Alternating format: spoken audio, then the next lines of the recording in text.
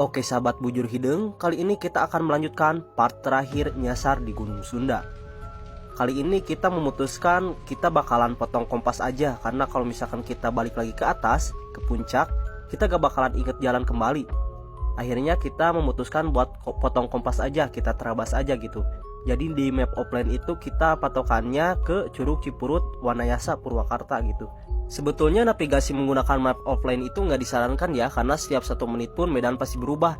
Karena kita berhubung kurangnya persiapan dan kurangnya alat, kita memutuskan buat navigasi pakai handphone. Dan navigasi buat kompas aja kita menggunakan pohon yang ada lumutnya. Jadi pohon yang ada lumutnya itu ialah arah timur, karena matahari pagi menghasilkan lumut yang ada di pohon-pohon kayak gitu.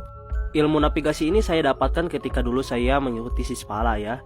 Karena sebelumnya juga udah terbiasa nyasar, dan karena sebelumnya ekspedisi, jadi biasa-biasa aja, alat udah lengkap dan siapnya sebuah persiapan. Dan ini karena urgent, kita pakailah navigasi seadanya. Pokoknya semangat.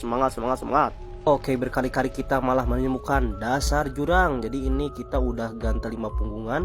Kalau misalkan jurang kayak gini, kita melipir lagi ke sebelah kanan, nuruni jurang, terus kita ganti lagi punggungan, naik lagi ke atas. Ya Allah ampun dah. Oke, setelah kita frustasi dan emosi menemukan jalan buntu dan jurang-jurang lagi, akhirnya kita membuat slogan Leungit ge moal nanaon. Slogan ini kita buat pas kita udah nyasar. Kalau misalkan udah kayak gini mah gak takut sama demit ataupun apa, yang ditakutkan itu hewan buas. Ingatlah ancaman nyata. Oke, di sini kita terus menerabas dan terabas, pokoknya dibuka jalurnya pakai golok gitu, sampai tangan kita bertiga ini berdarah karena banyak duri rotan. Bisa dilihat ya, karena ini perih banget anjay. Oke, di sini kita menemukan aliran sungai dan kita mencoba untuk mengikuti arus tersebut, dan ternyata mengikuti aliran sungai itu sesat. Di sini malah terjadi menemukan jurang lagi, curug kayak gitu, dan banyak sekali kotoran macan yang berkeliaran, ampun. Oke, di sini kita sudah menunjukkan jam 5 sore, tapi kita belum menemukan tanda-tanda kehidupan. Di sini juga banyak yang gak kerekod karena kita menuruni jurang yang begitu dalam, sangat tidak memungkinkan kalau misalkan kita bikin video, karena kita pengen balik ke rumah anjay, boro-boro video gini juga uyuhan. Oke, mungkin di sini jurang terakhir ya, karena abis jurang ini kita stuck, kita bingung. Ke bawah itu jurang banget, air terjun, ke atas juga tinggi banget, gak mungkin kalau misalkan naik karena duri rotannya sangat-sangat tajam dan jalannya sangat terjal. Kita mau memutuskan buat bermalam di sini, tapi kita nggak menemukan buat area camp sama sekali. Duduk pun nggak bisa. Dan akhirnya malam pun tiba, tangan kita berdua diikat karena supaya nggak gelosor ke bawah, karena kita ini berada di posisi jurang. Kita tidur cuma duduk aja dan bikin bivak sederhana. Dan rencana besok pagi mau COD sama tim SAR dan tim relawan, jadi kita ngirim titik koordinatnya.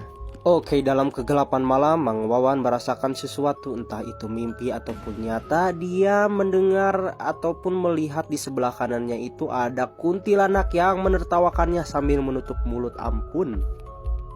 Oke, dalam kegelapan malam kita ini bermimpi yang sama. Kita bermimpi trekking dan apruk-aprukan terus, dan kita bermimpi bertemu kakek-kakek yang menunjukkan jalan, bahwasanya jalannya itu naik ke atas dan belok ke kiri sedikit.